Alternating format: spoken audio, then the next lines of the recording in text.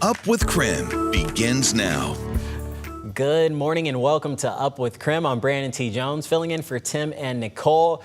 Great Wednesday here because, we're almost to the weekend, right? Thomas, it's a couple of days away, but we're happy to be here, and I'm happy to be here with you, my friend. What's the weather looking like? Yeah, I know that we had a few rain showers yesterday, which was obviously great to have. And then the sun came out, and now we're seeing a little bit of light rain again from the nighttime into early morning hours. A little bit less so today compared to 24 hours ago. But the storm system to the west here actually looks really, really impressive. All this swirl that we see just off of the Washington and British Columbia coast is a low pressure region, but it is starting to basically wrap itself up. And when it's more contained, it's just less strong at the end of the day. And that's why we're getting less rain this morning, even compared to what we had about 24 hours ago. Only spot is kind of near the Silver Valley, but even that is very scattered and very broken up. It's just been partly to mostly cloudy here in Spokane, and we'll continue to track where these showers will develop today as our rain chances won't exactly go to 0%. All right, Thomas, we'll check back in with you soon. As for now, this is a live look at I-90 in Havana.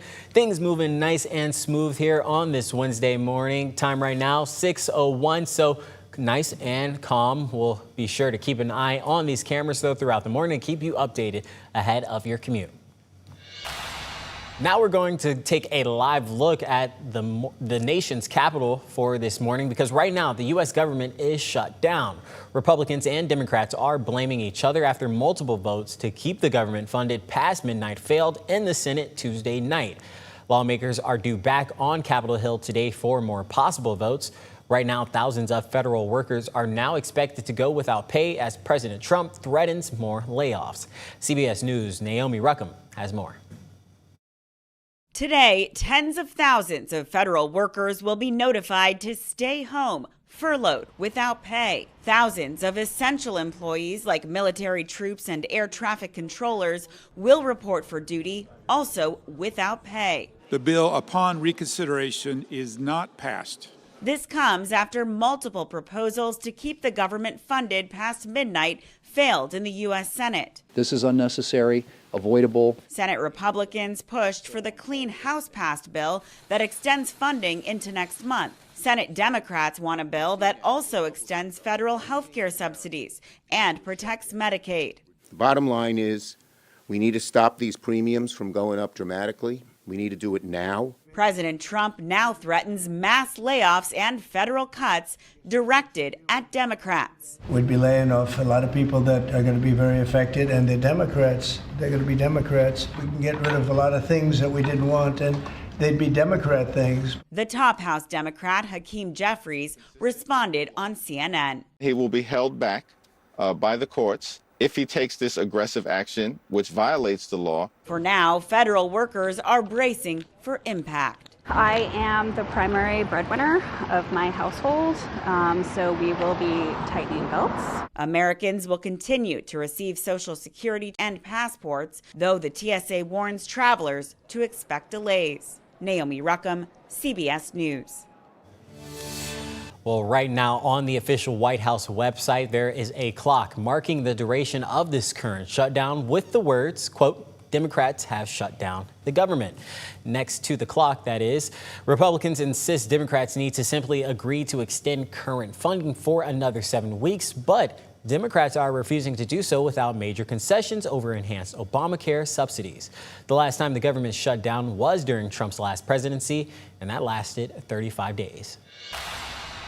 Here's another live look at the nation's capital. Coming up in our next half hour, we'll have more on the shutdown and how it could impact you.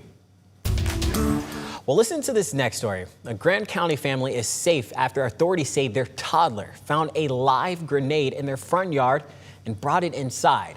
The Washington State Patrol's bomb squad was later called out to the scene and confirmed that this was a live explosive.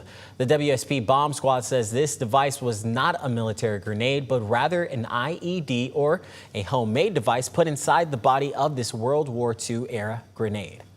Grant County back in the day had 2 military bases, one in Moses Lake at the site of where the international airport is, and then also in Ephrata where the airport is. That was an Army air base back during World War II. So it's not uncommon to find artifacts on either of those properties.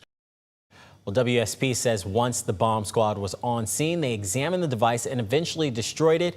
Both WSP and the Grand County Sheriff's Office want to reiterate that if you or your family come in contact with any device like this, to call 911 immediately. Well, yesterday, students and parents gathered outside Post Falls High School holding signs to protest a punishment stemming from a controversial photo involving players on the team. A photo taken on school grounds allegedly depicts 2 students pointing airsoft guns at another who was allegedly dressed in Coeur d'Alene High School clothing. The students were given a 10-day suspension and were removed from the football program. The students and parents gathered say the punishment was too harsh. To just see like our friends that are seniors not be able to play any more games, like that's it for them. Sad, hurts. So we're out here to show support. News did receive an anonymous email from another parent of a Post Falls High School player stating that not all parents were in support of the walkout and that the players should have to face the consequences. The Spokane County Medical Examiner has identified the second person killed in last week's deadly shooting on Spokane's South Hill. The ME reports that 20-year-old Emilio Vasquez died of multiple gunshot wounds. That shooting happened last Wednesday night on East 34th Avenue near Chase Middle School. The other victim was identified as 37-year-old Terrence Wallette. A third person was also shot and at last check was in the hospital in critical condition. We're still waiting for more information from police as to what led to the shooting. And this morning, we are also learning more about the woman who was shot and killed outside Eastern State Hospital in Medical Lake over the weekend. Her name is Colleen Bass, and when she wasn't working, she was skating with her friends. Her nickname was Bombastic and was a member of the Lilac City Roller Derby team. The news of her death came as a shock to her team, and they are holding her memory close to their hearts, describing her as kind, helpful, and bubbly. She was somebody who would help you. She helped our teammate move out of her 3rd floor apartment when they broke their leg after gameplay. Like, her and another teammate, like, just showed up to help them move. She just was incredible.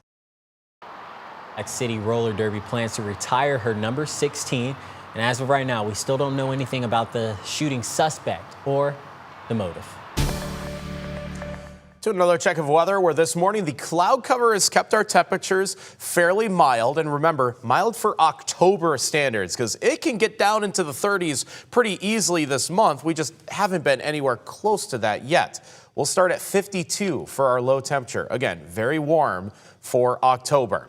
But our temperatures should stay near average this afternoon with just a chance for scattered showers, about 20-30% for any scattered shower activity today. At the moment, there's a little bit of some light rain just passing through the Palouse, maybe in and around Pullman and Moscow and out towards Tico as well. So this is just one of the very few showers that we'll be tracking not only this morning, but realistically for the next 24 plus hours.